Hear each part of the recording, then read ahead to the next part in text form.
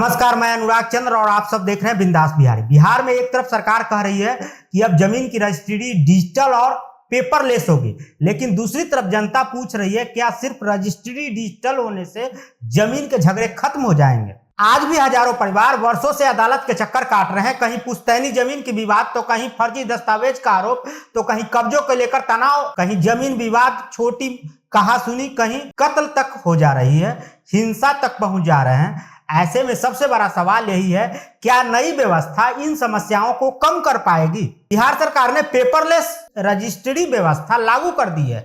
इसका मकसद सिर्फ रजिस्ट्री प्रक्रिया को तेज और पारदर्शी और सुविधाजनक बनाना है। डिजिटल रिकॉर्ड से दस्तावेजों का बेहतर प्रबंधन होगा, फर्जीवाड़े पर रोक लगने में भी मदद मिलने की उम्मीद जताई जा रही है। सबसे बड़ी राहत 75 वर्ष या उससे अधिक उम्र यानी कि सीनियर सिटीजन वरिष्ठ नागरिकों को मिलेगी। यह पात्रता वरिष्ठ नागरिकों को रजिस्ट्री के लिए बार बार कार्यालय नहीं जाना पड़ेगा, उन्हें घर बैठे रजिस्ट्री की सुविधा उपलब्ध कराई जाएगी। लेकिन जमीनी हकीकत यह भी है कि केवल डिजिटल रजिस्ट्री लागू होने से पहले से चल रहे भूमि विवाद अपने आप समाप्त नहीं हो जाते हैं।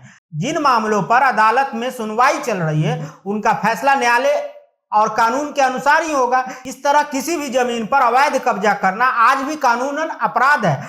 इसके लिए कानून अपने रूप से नियमानुकूल कार्रवाई करती रही है। अब असली सवाल सरकार और प्रशासन के सामने है, क्या डिजिटल व्यवस्था के साथ जमीन के रिकॉर्ड भी पूरी तरह त्रुटि रहित और अध्ययन होंगे? क्या फर्जी रजिस्ट्री और भू माफियों पर प्रभावी रोक लगेंगे? क्या वर्षों से न्याय का इंतजार कर रहे परिवारों को भी राहत मिलेगा? क्या बिहार में जमीन विवाद से जुड़े अपराध वास्तव में कम जाएगी? इन सवालों का जवाब समय देगा, लेकिन इतना तय है कि तकनीकी तभी सफल मानी जाएगी जब उसका लाभ आम आदमी तक पहुंचे और जमीन से जुड़े विवाद कम हो। ऐसे ही बिहार के हर बड़ी सटीक और भरोसेमंद खबर के लिए जुड़े रहिए बिंदास बिहारी के साथ।